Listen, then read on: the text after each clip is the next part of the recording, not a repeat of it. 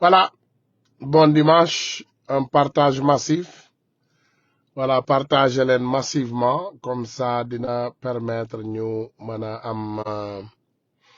gars yi en ligne et que inshallah rabbi ñu mëna jàllale message bi comme ni mu waré comme toujours. Jàmm di ko ñaanal mboolem jullit. Voilà. waaw partagez leen massivement léegi nag gars yi dama bëgg a ñëw comme ni ma koy defee toujours rek indi tuuti leeral ci li nga xam ne moom la ñuy def ndax ñun come here put this back and don't lose it.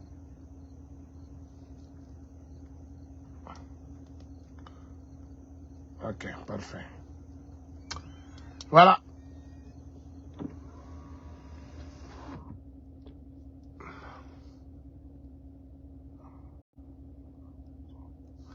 Oumar Ndiaye mu ne yow dama la soxla macha allah nuyu naa la Seydina Ousmane Tunkara Khalifa si ñu ngi leen di ziyaare wa asalaamaaleykum wa rahmatullahi wa barakaatuhu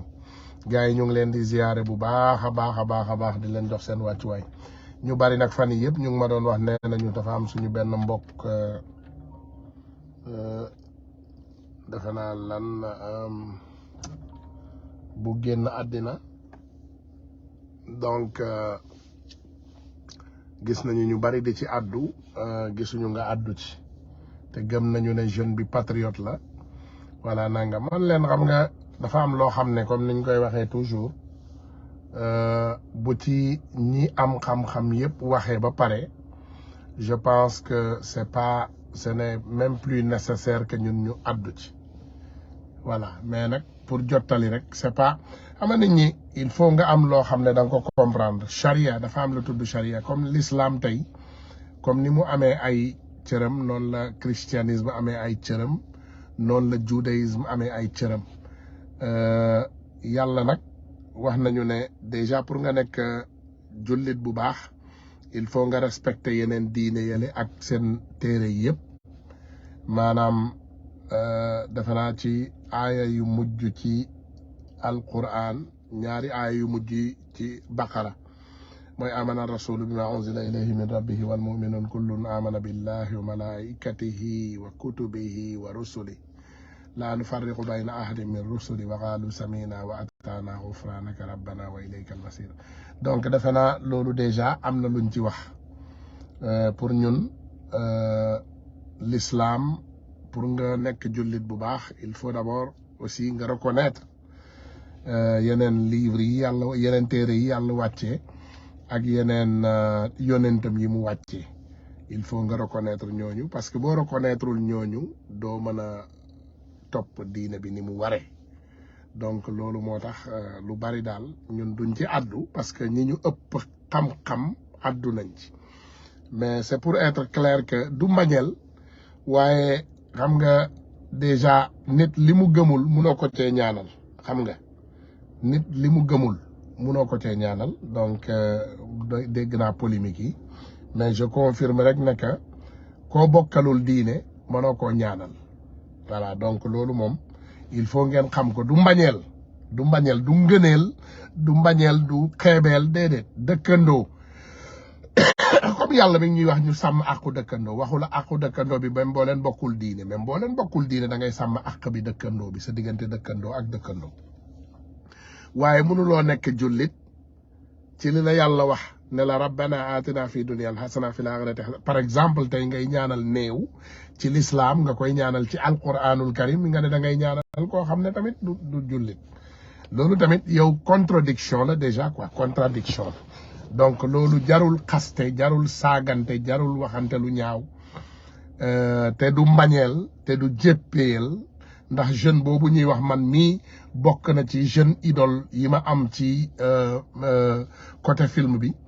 xam nga tey par exemple boo xoolee Mbarodi moomu ñuy wax Pod booy boobu ñuy ne Pod la man booy bii laa gën a gëm Pod te Pod defe naa jullit la mais Pod tey bu dee woon man ci Pod laa koy def sànni ko ci géej et pourtant Pod man booy bii moo ma gënal Pod parce que Pod c'est un traître et ce jeune là c'est quelqu'un qui aime son pays ak luñ ko mën a waxal ñi ko xam yépp gis nañu ne ay doxinu patriote rek lay def. Pod day dem di xaritoo ak ay doomu président yi di leen makro di leen jox ay jigéen ñu leen di tëddee di leen jox ay autorités yi autorité sénégalais yu bari ak Pod xarit lañu daf leen di lijjantil ci xale yi jigéen yi ñëw noonu di def di bindu pour ñu nekk ci cinéma bi ak yooyu ah donc c'est du n'importe quoi ah donc Pod bu dee jullit la moom moo gën a pour man Pod moo gën a nekk mbaam que képp koo xam ne xam nañ ko ci milieu cinéma te pourtant waa ji c'est quelqu'un qui est très normal n'est-ce pas voilà donc gars yi foofu du ma fa yàgg comme ça comme ni ma leen ko waxee mënuma koo ñaanal parce que diine bi différence ci diine waaye nag doomu aadama la bu génn àddina donc xol bi tooy na ci waaye fa laa mën a yem parce que li la diine permettre loolu rek nga mën a def comprendre voilà donc foofu laa mën a yem ci loolu voilà dee moom baaxul ci kenn neexul ci kenn ndax yàlla moo ñu sàkk ñun ñëpp ndeysaan waaye nag charia tamit lu mu wax mënoo koo jéggi donc loolu mooy loolu daal donc tey wax ci diine duñ ci sori mais dinañu wax ci li nga xam ne moom mooy politique gu Sénégal dama bëgg gars yi ngeen partager vidéo bi massivement parce que comme temps yi dañuy gëj a live loolu li muy def mooy day nelawal page yi ñu am day nelaw lu bari mais boo leen ko partager di ko partager waat lii xew mooy page yi day yeewu du noonu page yi day yeewuwaat comme ça message bi day jàll yegg fi nga xam ne foofu la war a yegg yëpp voilà da ngeen koy partager di ko partager waat voilà loolu rek mooy tax page yi incha allahu rabbi mu yeewuwaat comme ça ñu continuer waat ci lancé bi nga xam ne moom la ñu nekkoon tey damay ñëw ci waxtaan bu ndaw te waxtaan boobu nag li ñuy wax ñun li neex ci suñu mbir yi dañuy denc firnde yi on garde les choses hein comme il le faut léegi ma ñëw rek tegal leen kii nga xam ne moom la ñu tànn am na tey koo xam ne moom mooy maire de Dakar nekk député aussi à l'Assemblée nationale am na kaddu yu mu yëkkati woon jëmale ko ci waajooju nekkoon impôt et domaine te déjà nag man impôt et domaine benn nit laa fa gis bu fa liggéeyee bu yëkkati loxoom te di wut nguuru Sénégal mu ne impôt et domaine liggéey naa fa fukki at ak nangam te fukki at ak nangam yooyu musuma fa luubal benn dërëm dama ciy del siwaat de mu ne musuma fa luubal benn dërëm mu ne sax amoon na moment boo xam ne dafa dem maanaam dem defi constat maanaam kii audit fiscal ci benn société banque bu mag ba mu paree presque banque boobu lim ko bindal ci chèque ay milliards la waaye daf ko jël dem dugal ko ci trésor maanaam ci keesu Sénégal kees boo xam ne sénégalais yëpp ñoo koy njariñoo donc waa jooju xam nañ ko moom la ñu jàpp tey ci ay fen nag ndax Sénégal moom niñ ko xamee rek buñ la ragalee xam nga du ma ne sax buñ la ragalee ndax Sénégal benn groupe nit moo ragal Ousmane Sonko mooy les voleurs mais ñi nga xam ne sàcc ñu ameluñu Sénégal dara te fasuñu yéene sàcc te fasuñu yéene toroxal réew mi ñooñu ragaluñu Ousmane Sonko voilà donc mi ngi mel ni ngay dox ci dëkk di ragal police kii ragal police mooy kii def crime kii commettre ay crime mooy ragal police mais ki dul commettre ay crime kooku ragalul police kooku bu ko neexee police camp police bi nekk ci wetu këram parce qu'il ne commet pas des crimes te loolu moo ñu dal ci président Ousmane Sonko kenn musul gis ku mu ragal kenn musul gis foo xam ne sens interdit la ci moom fu ko neex ci réew mi lay dugg fu ko neex lay génn Sénégal xawma fa lu bari nag waaye xam naa fa benn ministre boo xam ne billahi wallahi tallahi lazim bi ma gisee këram man sama yaram dafa daw man dama tiit parce que bu dul dara sax éthiquement rek éthique nga nekk homme boo xam ne yow da ngay liggéeyal ay institution maanaam tu es un fonctionnaire d'État nga dëkk ci kër goo xam ne yow ci sa bopp xam nga ne c'est des milliards et ton salaire et ta vie méngoowul maanaam sa salaire li ngay am yow ak li nga xam ne moom nga ngay dundee méngoowul xam nga Sénégal defoon nañ fi benn erreur bu catastrophique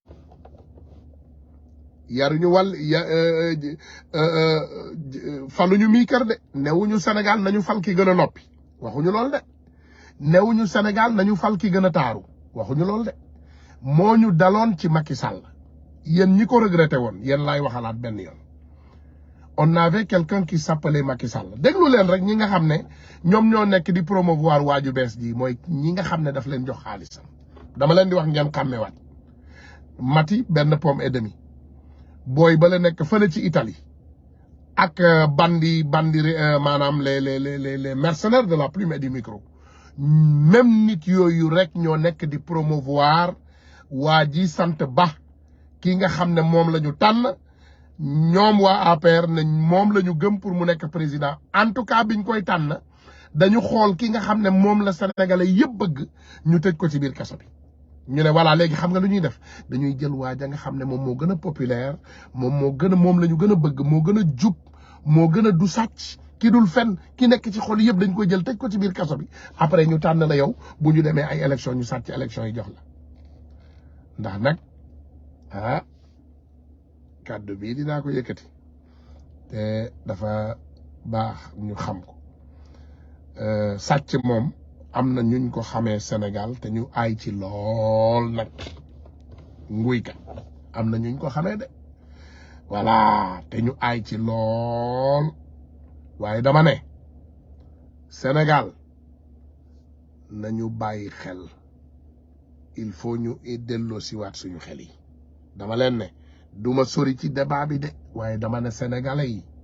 delloo siwaat leen seen xel on avait commis cette erreur nit ñëw sàcc 8 milliards balaa sax mu yegg au pouvoir ñu ne ko ana 8 milliards yi mu ne Ablaye Wade moo ko may ñëpp naan fi waa dafa yeru dafa noppi diw de du wax diw de boolewul dara ak wax fan lañu toll fan lañ ci toll fi mu ne on est dans une catastrophe totale Sénégal kuy wax dëgg rek te yàlla tax waxuma koo xam ne fay nañ la da nga wax parce que toi tu es un mercenaire du micro waxuma aussi koo xam ne fay nañ la pour nga bind toi tu es un mercenaire de la plume mais dama ne kuy wax te yàlla tax benn Ousmane Tounkara bu ñu fayul dara ñu ne ko waxal sa diggante ak yàlla te yàlla rek tax xam ngeen ne Macky Sall du président bu baax ce n'est même pas un bon chef de quartier te tey nguute gi ñu nekk ci àdduna bi yëpp mën naa leen ne Afrique nguute gi ñu nekk gi gën a rëy te ñu nekk ci tey Macky Sall moo ñu ko yóbbee ak Alassane Ouattara les deux papiers de la France te waa ji ñu tànn continuation Macky Sall bi gën a grave la parce que bu dee Macky Sall 7 milliards la sàccoon balaa muy ñëw ci nguur gi billahi waa ji sàcc na lu ëpp 100 milliards balaa muy ñëw ci nguur gi nañu dem ñu déglu ki nga xam ne moom mooy président Ousmane Sonko bañ koy laaj ci assemblée nationale ba muy wax ci Amadou Ba la loi financière comporte trop de manipulation chiffré merci nañu déglu Ousmane Sonko. Trop de manipulation de chiffres dans vos différents documents et ça se traduit aujourd'hui par une situation qui fait que sur l'exercice 2017 nous avons accusé un gap de 161 milliards sur les recettes fiscales. Vous ne le démentirez jamais. Et ce gap-là va vous poursuivre. Et à la fin du premier trimestre 2018, on est déjà à un gap de 40 milliards sur les recettes fiscales. Ensuite, nous avons, et nous l'avons démontré, puisque personnellement j'ai saisi le FMI et je vous en ai fait ampliation, que sur les années passées, vous avez fait un dépassement de l'ordre de 216 milliards sur les ressources extérieures. Et c'est extrêmement gravissime. Ça veut dire que tous les chiffres que vous nous donnez, nonobstant votre rengaine habituelle sur les notations ou je ne sais quoi, tous les chiffres sont faux. xam nga lu gën a grave juumuma sax de damay delluwaat tuuti ngeen déglu chiffres yi muy wax 200 nangam milliards 170 milliards ak 40 milliards on parle déjà de 400 milliards de différence 400 milliards xam ngeen luy 400 milliards maanaam mën na tabax hôpitaux yi nekk Sénégal yëpp tabax école yi nekk Sénégal yëpp yi ñu soxla 400 milliards mën na ko c'est extraordinaire nañu demaat ñu continuer déglu président Ousmane Sonko. Et voilà les causes de la difficulté de trésorerie malgré les dénégations. Et ça conduit à quoi? Ça conduit à une frénésie de l'endettement, 61% sur le PIB. C'est inadmissible pour le Sénégal. Parlons des eurobonds, 100 milliards en 2009, 250 milliards en 2011, 250 milliards en 2014, 660 milliards en 2017 et 1184 milliards aujourd'hui. Et vous nous dites que vous n'avez pas de difficulté. Pourquoi cette frénésie de l'endettement? Pourquoi, dans le cadre de cette loi de finances-là, vous êtes encore dans cette dynamique de créer toujours et encore des taxes? Mais si on examine les 3 taxes que vous créez, prenons la première, la taxe spéciale du secteur des télécommunications. Elle vient remplacer une autre taxe de la même nature qui a été votée ici il n'y a même pas un an, en 2017. Qu'est-ce que vous avez changé? Puisque vous n'osez pas affronter les multinationales de télécommunications, vous leur donnez la possibilité de déclarer trimestriellement, ce qui est une violation de l'égalité des contribuables devant la loi. Parce qu'en matière de TVA, la déclaration, elle est mensuelle dans tout le code général des impôts. Vous avez reculé parce que les entreprises de télécom avaient dit qu'ils ne paieront pas. Et vous devez assumer d'avoir annulé la taxe sur les appels entrants. 50 milliards de recettes abandonnées par le président Macky Sall pour respecter une promesse de campagne faite au patronat, particulièrement le patronat français. Le prélèvement sur les compagnies d'assurance. Mais vous mettez une taxe de 1% qui va être encore supportée par le consommateur, alors que vous n'osez pas taxer les forts profits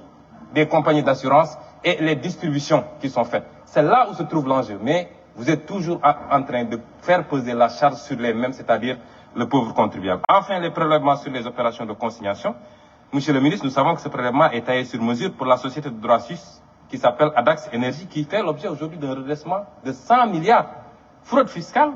sur ces opérations-là. Et nous suivons de très près l'arbitrage qui est sur votre table, parce que nous savons que cette loi, elle est taillée sur mesure pour cette société. Et voilà que le président Macky Sall, sortant de son sommeil de Lyon, décore cette même société de l'ordre national du Lion. Les multinationales viennent ici, elles fraudent, elles grugent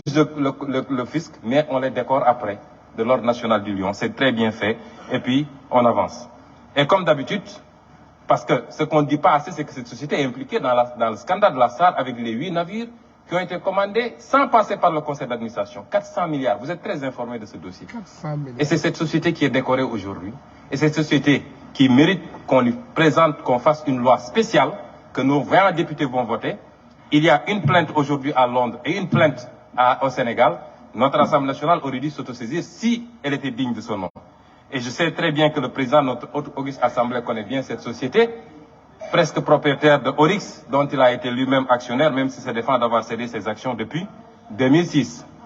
Voilà ce qui se cache derrière cette loi de finances rectificative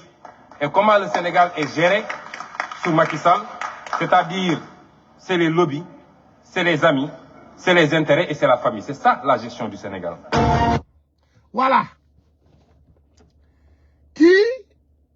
président Ousmane Sonko moko wax cangul layamewul ken porté wu ko plainte limu wax yeb leer na te mi ngi ko waxee assemblée nationale bu Sénégal te kenn indiwul démenti pour weddi limu wax te ci mennam waji sante Bami la ko wax judd 1961 te dëkk Parcelles Assainies te dëkk ci këru 2 milliards wala 3 milliards billaay wallaay boo duggee ci kër waji sante Ba da ngay bàyyi àddina keroog laa fa gis bim fa dugalee sëñ Abdou Karim Mbacké te waji sante Lo te wane bagaasami ci internet bi doon ko filmer muy génn ascenseur man dama tiit man j'ai eu peur. Ça m'a toujours frappé sur la tête. On a les vidéos, mais ça, ce n'est qu'un lancement. Et on va continuer à faire savoir aux Sénégalais quelle est cette personnalité. Waxuma la 2% waaye Sénégalais yi ñi jot a xam kii ba pare 1% sax mënu koo am ci ay élection waxatuma la ak 2. te loolu mën naa leen koo firndeel déjà boo leen demee ci fii nga xam ne moom mooy Parcelles Assainies muy fiefam. Dinaa leen jox déjà résultat élection yi dinaa leen jox résultat élection yi man bokk naa ci sénégalais yi nga xam ne gëm naa ne xëy na kii Macky Sall daf ko fi indi rek pour assassiner ko xëy na Macky Sall yabul sénégalais yabel boo xam ne dafa indi fii kii pour fan ko parce que li may gis ci suba ba léegi ay nit di ma ko bindal ñu ne ma grand kii Macky Sall ci boppam gëmu ko daf ko indi rek pour gaaw koo rey man leen et j'espère que c'est le cas parce que bandi moom jël ko indilaat ñu ko ci réew mi ñu toll voilà mi ngi nii je vois ñu ne Amadou Ba a même piégé Macky Sall. Ñu ne Ronaldo transforme son hôtel. Voilà, nañu dem Amadou Ba n'est pas le candidat de Macky Sall. C'est malgré lui que ceux qui savent de quoi je parle. Ñu ne Amadou Ba a acheté tout le régime en sachant que Macky Sall n'est pas avec lui. Léegi dama bëgg doomu sénégalais yi ngeen bàyyi wat xel am na Amia Nouridine El Bachir mu ne Amadou Ba c'est le Bazoum du Sénégal en téléchargement. Il est révolu le temps où imposer au peuple un président choisi par son prédécesseur en empêchant les autres candidats de conquérir. Dafa am benn Nigérien bu ma masa woo bi mu dégloo Macky Sall wax joxe discours am boobu ne du nekk du def troisième candidature mu ne demal nga xool li ko Bazoum bindal Bazoum moo ko njëkk félicité mu ne ko sage décision gis nga Bazoum moomu moom moo tànnoon président Niger bii fa jóge ki nga xam ne tey moom moo jóge Niger ki fa nekk nii mooy Bazoum mais kële beneen président bi waaye nañu ñëwaat ki ko tànnoon donc Amadou Ba moom mooy ki nga xam ne Sénégal yëpp xam nañu ne Macky Sall moo ko tànn pour lan pour continuer sàcc alalu Sénégal bi pour ñu mën a continuer truander Sénégalais yi nelawal suñu xel yi pour ñu mën a continuer ñu doo souffrir loo pour continuer ñoo imposer benn gouvernement boo xam ne mais sëñ bi Amadou Ba troisième mandat wu Macky Sall la Amadou Ba ak Macky Sall benn nit mi la Mohamed Youssoufou exactement Mohamed Youssoufou moo tànnoon Bazoum pour doomu aadama yi nga xam ne xamuñu te ba mu ko tànnee le candidat du peuple ki nga xam ne moom la ñëpp bëggoon l'opposant dañu fexe lépp lu ñu man pour barrer opposant boobu bu mu ñëw au pouvoir lan la réew mi mujjee mooy coup d'état bi ngeen di gis nii tey ci Niger sëñ bi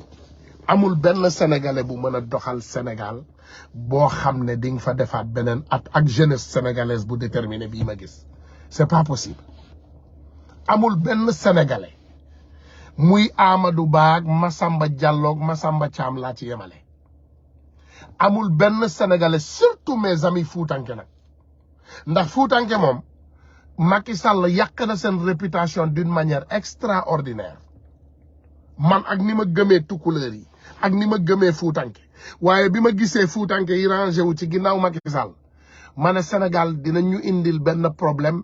de jugement de caractère wala jugement de religion wala jugement d'ethnie parce que Macky Sall tax na man bu ma déggee fuutanke sax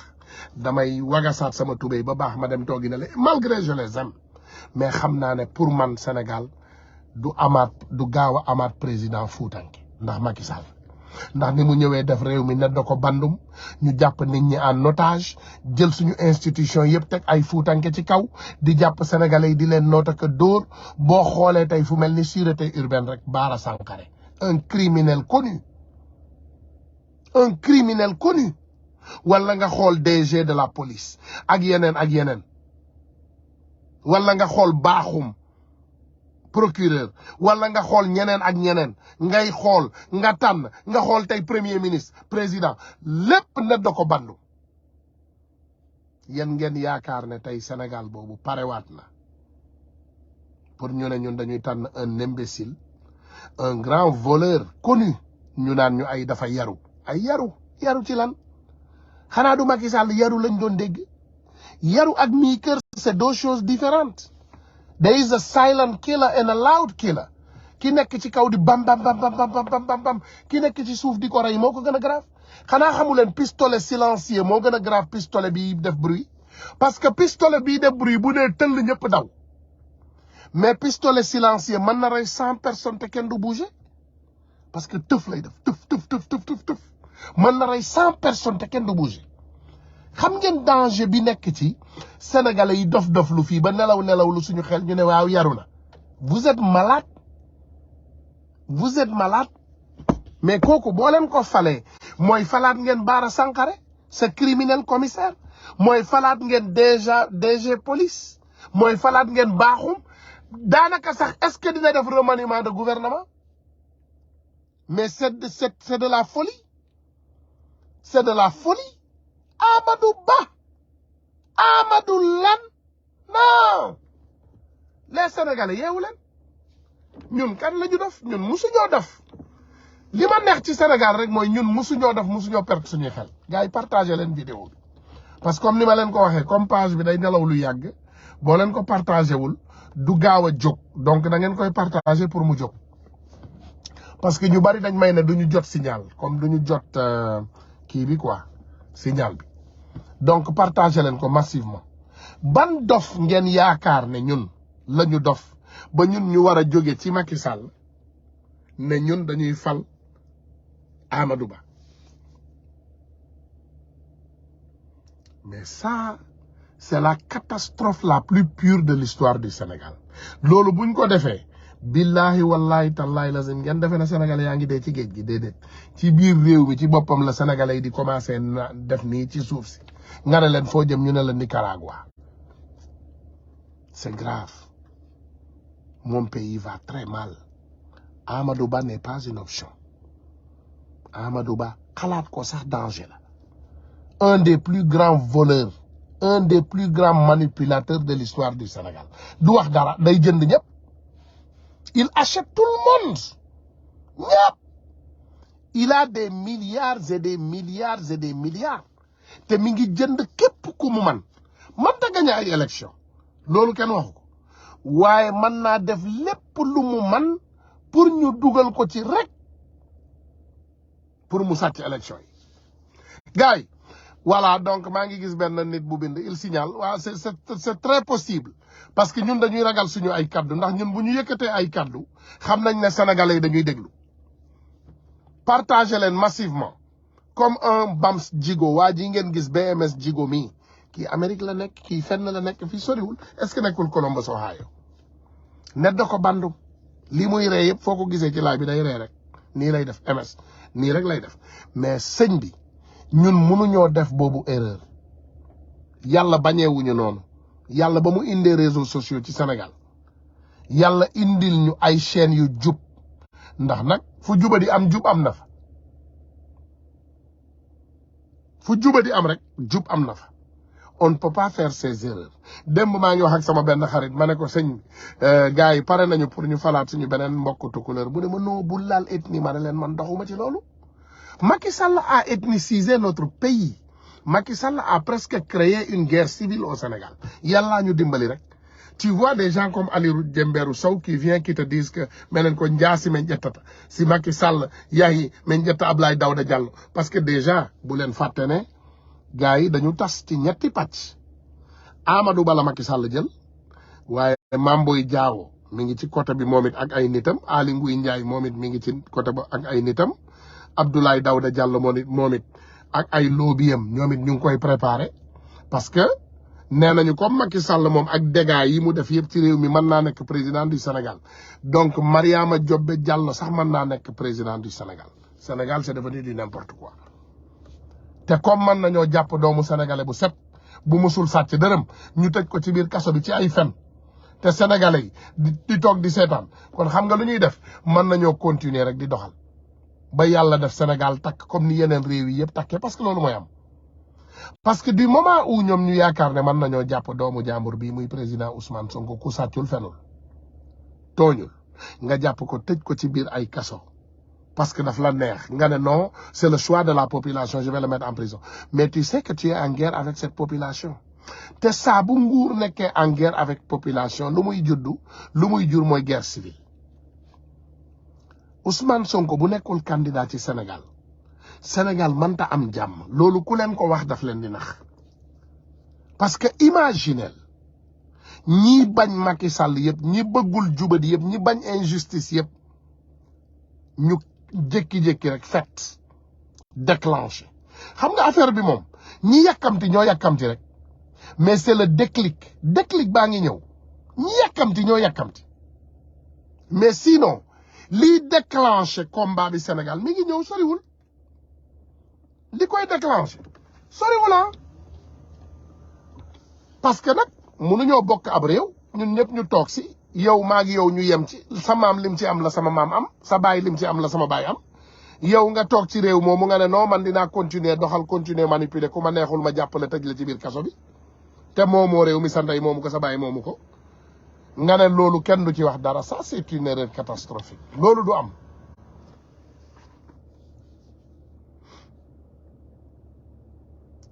Il faut que ñu xam ne président Ousmane Sonko c'est le majoritaire au Sénégal by far.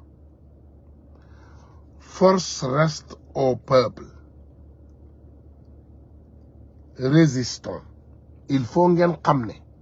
le président Ousmane Sonko c'est le choix inédit, c'est le choix indisputable du Sénégal. te ñun ñi ko faral yépp di jël suñu alal di jël suñu coono di jël suñu temps di jël suñu man-man di ko ci def.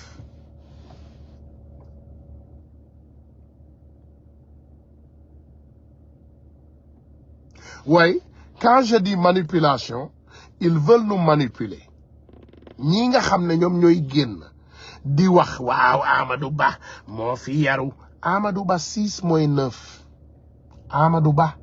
ak Macky Sall leur seule différence mooy kii dafa sant Ba kii sant Sall mais même xalaat bi lañu am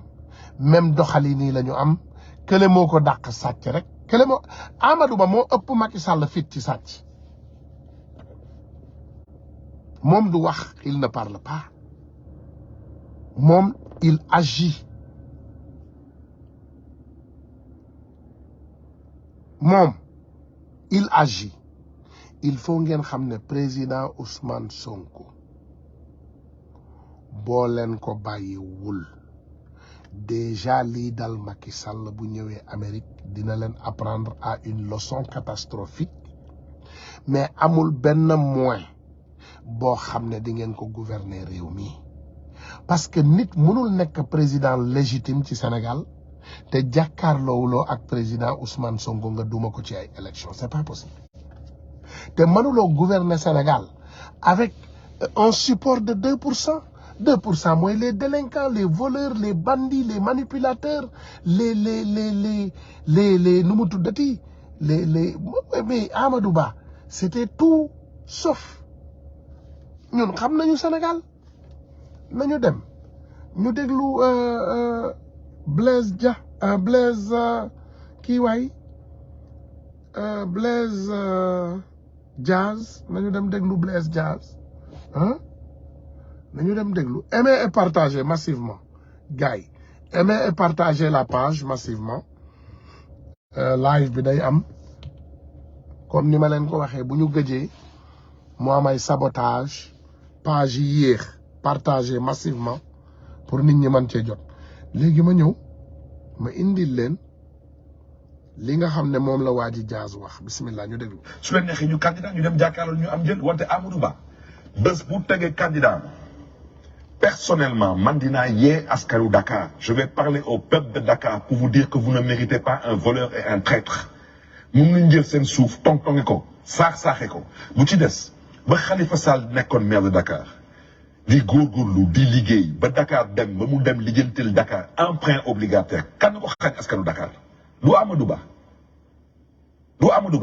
il a poignardé le peuple de Dakar tey muy taxaw fii nekk am na sañ-sañ day wuti mairie de Dakar kooku du sax moom ak waa APR kooku moom ak ñun la dañ ko dul seetaan maintenant nag mën ngeen indi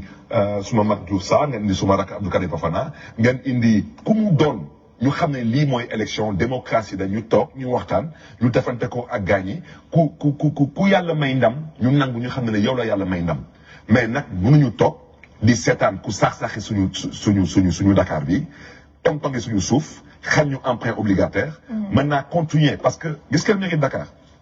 dafa am lu ñuy woy des rôles d'impôt mooy ci gàttal da ngay toog par exemple ñu def ay prévisions ñu ne par exemple Dubai Port World lii la nga fay ville de Dakar ci impôt ñu ne par exemple Dubai Port World noonu na fay ville de Dakar 8 milliards u impôt mais ministre des finances moom kese su ko neexee jël bi ak fay ne non maintenant 1 milliard la Amadou Ba su ko neexee tamit mën nañ ko wax ñaata dégrèvement fiscaux la jot a def fii ñu won ko lépp lu mu xañ askanu Dakar kooku nag su foog ne ni que tey lu mu dal di dajale moo xam nu mu ko dajale loolu lay ñëw tey pour exploiter la misère du peuple de Dakar il se trompe lourdement xaalisam moom su ma baat ci ko waa Dakar lay waxal fu mu ñëw na ngeen ko lekk seen alal la wante nekk leen ñëpp waa ji du waaj.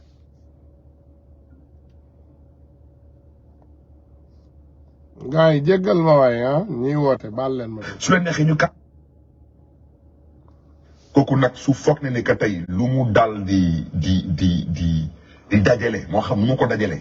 loolu lay ñëw tey pour exploiter la misère du peuple de Dakar il se trompe lourdement xaalisam moom su ma baat ci ko waa Dakar lay waxal fu mu ñëw na ngeen ko lekk seen alal la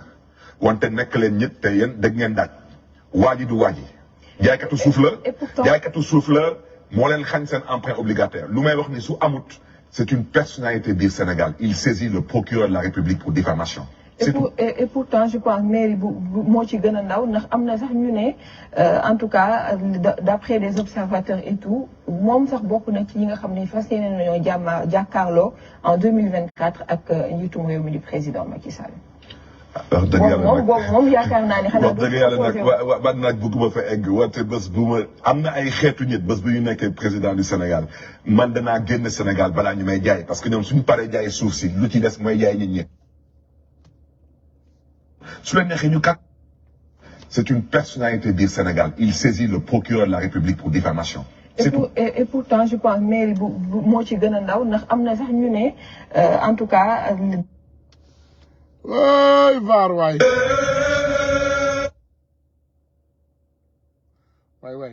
mooma laal loo sama kii bi fii wala su leen neexee ñu candidat ñu dem jàkkaarloo ñu juuda toj na Sénégal il saisit le procureur de la République pour diffamation. Et pourtant je pense mairie bu moo ci gën a ndaw ndax am na sax ñu ne en tout cas d'après des observateurs et tout moom sax bokk na ci ñi nga xam ne fas yéene nañoo jàkkaarloo en 2024 ak njiitum réew mi di président Macky Sall. wax dëgg yàlla nag moom yaakaar naa ne xanaa wax dëgg yàlla nag wa nag bëgguma fa egg wante bés bu ma am na ay xeetu nit bés bu ñu nekkee président du Sénégal man danaa génn Sénégal balaa ñu may jaay parce que ñoom suñu paree jaay suuf si lu ci des mooy jaay nit ñi rek te man boobu man wax dëgg yàlla man kenn du ma jaay parce que mën naa juum moonte esclavage jeex na ñoom lu ñu am ci alal tey nag mais il faut regarder le parcours de ces gens il faut le regarder il faut regarder le parcours de ces gens il faut qu'on se respecte. Des fonctionnaires qui sont multimilliardaires kenn xamatul lu ñu am ci alal ci fonctionnaire du ndono bu jógee ci ndey du ndono bu jógee ci bay nga foog ne tey da ngay ñëw taxaw suñu kanam dañu nekk da ñuy jiite fan ngay jaar.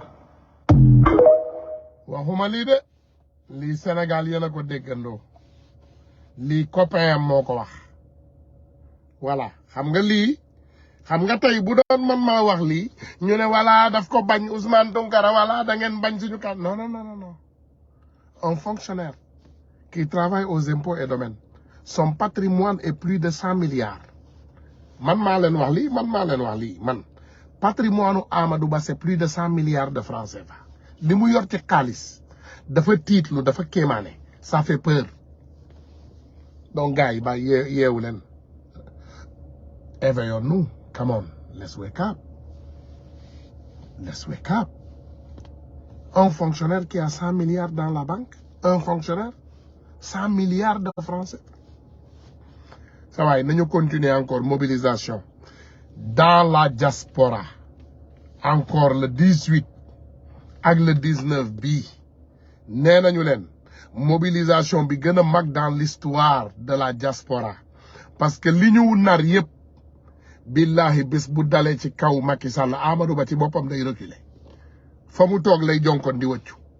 ñu ne ko Amadou li xew mu ne damaa biir maa leen wax lii gars yi maa ngi sant ñëpp di gërëm ñëpp di leen ne nañu continuer combat bi ce combat vient seulement que de commencer ñun ñoo leen gën a endurant léegi nag dama leen di tàggoo vidéo bii ndax pour ñi ñu bëgg a nelawloo waaw sport waaw xale yi bàyyi leen sonkori non nous allons sonkoriser le pays en le démaquillant Nelson Mandela bi mu bëggee dajale Afrique du Sud il l'a fait avec le sport sport la utiliser donc xale yi yéenay dem ci stade yi yokk leen fa Sonko bi na xorom si yokku na poobar bi yokku na kaani bi yokku sonkorisons le pays en le démaquillant voilà nañu dégg has the power to change the world. It has the power to inspire. It has the power to unite people in a way that little else does. It speaks to youth in a language they understand. Sport can create hope where once there was only despair. It is more powerful than governments.